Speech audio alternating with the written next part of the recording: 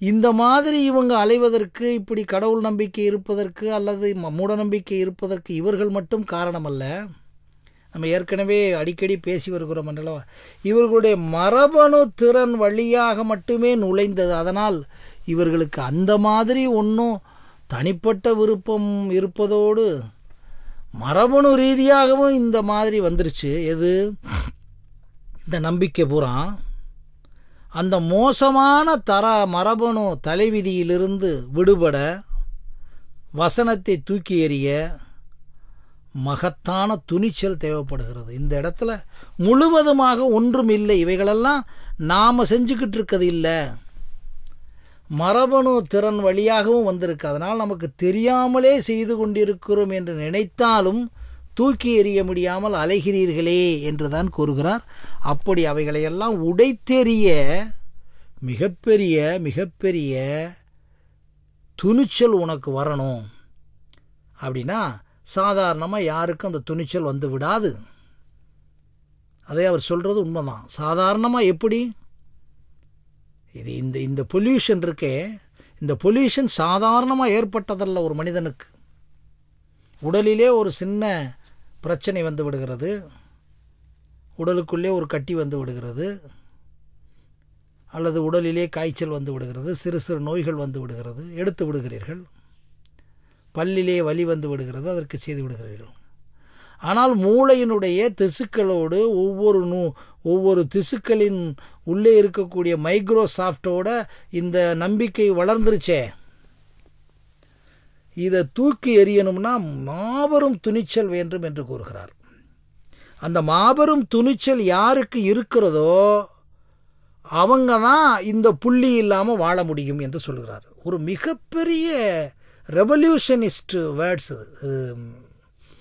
பயங்கரமான விஞ்ஞானபூர்வமான ஒரு விஷயம்.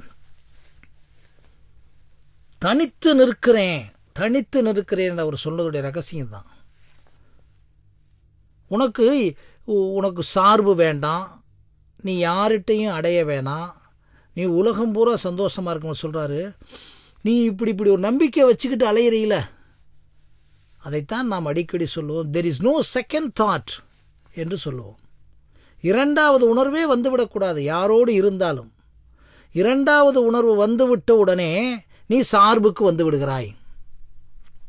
அது உங்களுடைய பேச்சிலே தெரியும், உங்களுடைய வார்த்தைகளிலே தெரியும், உங்கள் நெளிதலில் தெரியும், உங்களுடைய சமாதான உணர்வுகளில் தெரியும். எப்பொழுது 2வது இடத்தில் இருக்கிறீர்களா, 5வது இடத்தில் இருக்கிறீர்களா, 100வது இடத்தில் இருக்கிறீர்களா என்பது தெரியும். ஆனால் தனிமனிதனாக இருப்பவன், யூஜிகே போன்று இருப்பவர்கள், ரமணர் அதிலே இருந்தார். நான் இங்கே தான் இருப்பேன், திருவண்ணாமலையை விட்டு நான் நகல மாட்டேன், நான் செருப்பு கூட போட மாட்டேன், திருவண்ணாமலையில் ஒரு குதிரை வண்டியில் கூட ஏற மாட்டேன், இந்த இடத்தை விட்டு அசைய மாட்டேன் என்று கூறுகிறார். அடுத்தாப்புல் சொல்லுகிறார்கள், உங்களுக்காக ஒரு ட்ரஸ்ட் உருவாக்கப்பட்டு என்று மக்களெல்லாம் கூட எல்லாவற்றையும் வைத்து கொள்ளுங்கள், என்னுடைய பெயரை கூட வைத்து கொள்ளுங்கள், ஆனால் எனக்கும் அதற்கும் தொடர்பில்லை என்று கூறினார். நினைத்து பாருங்களேன். அப்படி இருந்தவர்கள்தான் ஆர்கனைசேஷனே வேணாம் என்றார்கள். மனிதனாக பிறந்தோம், அங்கிருந்து ஆர்கனைசேஷன் அமைப்பு பெற்றா வந்தோம். அதைத்தான் அவர் சொல்கிறார். நீ இன்னொன்றை தொடர்பு புள்ளியாக அல்லது நீ செய்வதாக, அதாவது சாப்பாட்டை நான் சாப்பிட்டு நான் தான் செரிக்க வைக்கிறேன்னு சொல்கிறது மாதிரி, தண்ணீரை குடித்து விட்டு நான் தான் யூரினை உருவாக்கி வெளியே தள்ளுறேன்னு சொல்கிறது மாதிரி நீ சொல்லிக்கிட்டு இருக்கியே, எதுவுமே இல்லைப்பா அப்படின்னு சொல்கிறத அவ்வளவு அழகாக சொல்லி, இந்த மாதிரி நம்பிக்கிட்டு அந்த நம்பிக்கை இந்த நம்பிக்கையை தொடர்புலாம் வச்சுருக்கையில் அந்த தொடர்பு புள்ளியெல்லாம் உன்னால் மட்டும் ஏற்படவில்லை, மரபணு ரீதியாக ஏற்பட்டிருக்கிறது என்பதை புரிந்து கொள். அங்கே உடைக்கிறார். அங்கே பூர்வ ஜென்மான்னு சொல்லாத, ஊழ்னு சொல்லாத, விதின்னு சொல்லாத, எதுவுமே இல்லை. உன்னுடைய மரபணு ரீதியாக உன்னுடைய இயக்கம் இருக்கிறது நண்பனே என்று கூறுகிறார்.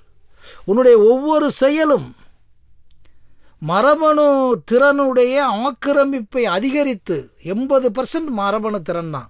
உங்கள் அப்பாவுடைய முகம் உங்களுக்கு இருக்குது, உங்கள் தாத்தாவுடைய முகம் உங்களுக்கு இருக்கே, அதுவும் மரபணு திறன் வழியாக. உன்னுடைய அறிவு மரபணு திறன் வழியாக, உன்னுடைய செயல் மரபணு திறன் வழியாக, உன்னுடைய எண்ணங்கள் மரபணு திறன் வழியாக. இது 80% இருக்குது. அந்த மரபணு திறனை வைத்து கொண்டு மீதி திறனை ஏற்றுக்கொள். இதை அப்படியே அழகாக சொல்கிறார். அதனால் உனக்கு இப்போ இருக்கக்கூடிய இந்த மாதிரி நம்பிக்கைகளெல்லாம் அந்த வழியாக வந்தது மரபணு. இதை உடைப்பதற்கு இதை உணர்ந்துகொள். முதலிலே சொல்கிறார், இதை உணர்ந்துகொள், அப்புறம் உடை.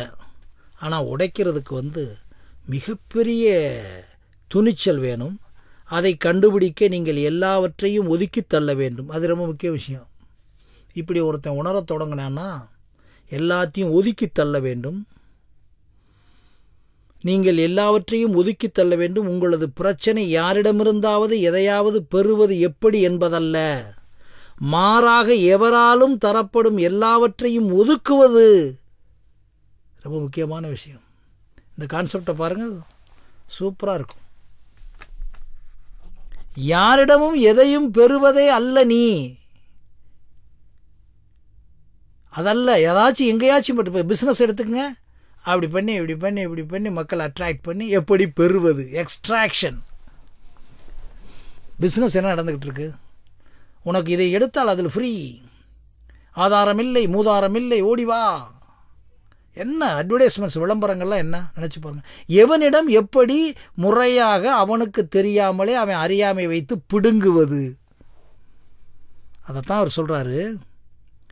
எதை உங்களது பிரச்சனை என்ன தெரியுமா? இப்போ யாரிடமாருந்து எதையாவது பெறுவது எப்படி என்பதல்ல, எவராலும் தரப்படும் எல்லாவற்றையும் ஒதுக்குவது. அந்த இடத்துல தான் யூஜிகே சொல்கிற நத்திங் கேன் இன்ஃப்ளூயன்ஸ். இந்த உலகத்தில் உனக்கு எவனும் எதையும் கொடுக்க முடியாது என்பதை புரிந்தாயா? இப்படி கேட்கும்போது தான் நமக்கு மூளையே அதிர்வலையாகுது. ஏன்னா யாருமே நமக்கு தர முடியாதா? நான்ப்பா உலகம். ஏனென்றால் உனக்கு பஞ்சபூதங்கள் கொடுத்து விட்டன, உணவு கொடுத்து விட்டது, உடம்பு உனக்கு ஃப்ரீயாக கிடச்சிருக்கு, எல்லாமே ஆல்ரெடி ப்ரொவைடட். இதைத்தான் நம்ம ஆளுக்கு கொஞ்சம் வேதாந்திகள் எல்லாமே தீர்மானிக்கப்பட்ட தீர்மானங்கள் சொல்லும்போது நம்மளால் என்ன பண்ணிடுறான், அவனன்றி ஒரு அணுவும் அசையாதுன்னு போட்டு கடவுளோட இணைச்சு மறுபடியும் அவன் சொல்கிறான் எல்லாம் எவ்ரிதிங் ப்ரொவைடட் அப்படின்றார் அவர். எல்லாமே தீர்மானிக்கப்பட்ட தீர்மானங்கள் என்ற விஞ்ஞானம் எப்படி என்றால் எவ்ரிதிங் ப்ரொவைடட்.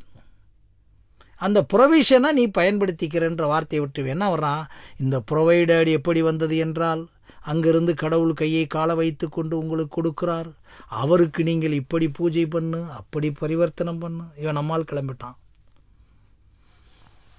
அதைத்தான் யூஜிகே சொல்லுகிறார், யாராலும் எவராலும் எப்படி வேண்டுமென்னாலும் எல்லாவற்றையும் கொடுத்தாலும் அதை ஒதுக்குவது எப்படி என்பதிலே உன்னுடைய கவனத்தை செலுத்து.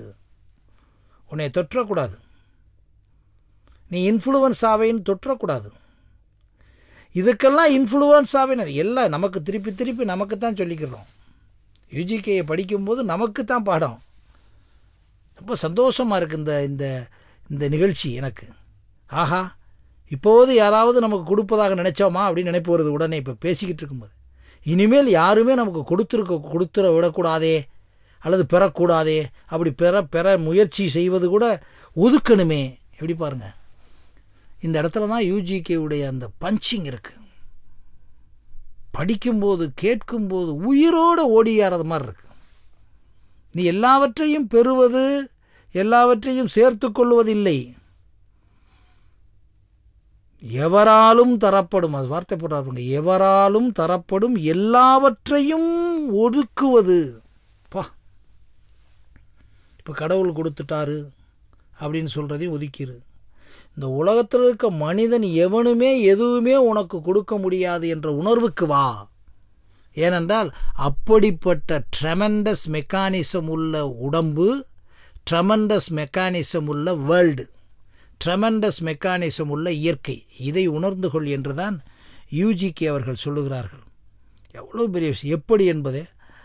துணிவுக்கு முன்னால் வருகின்ற துணிவு இதற்கு தேவைப்படுகிறது.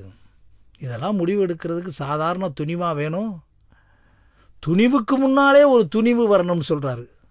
அடுத்து சொல்கிறாரு, ஏனெனில் இது மிக மிக மகத்தான ஒன்று,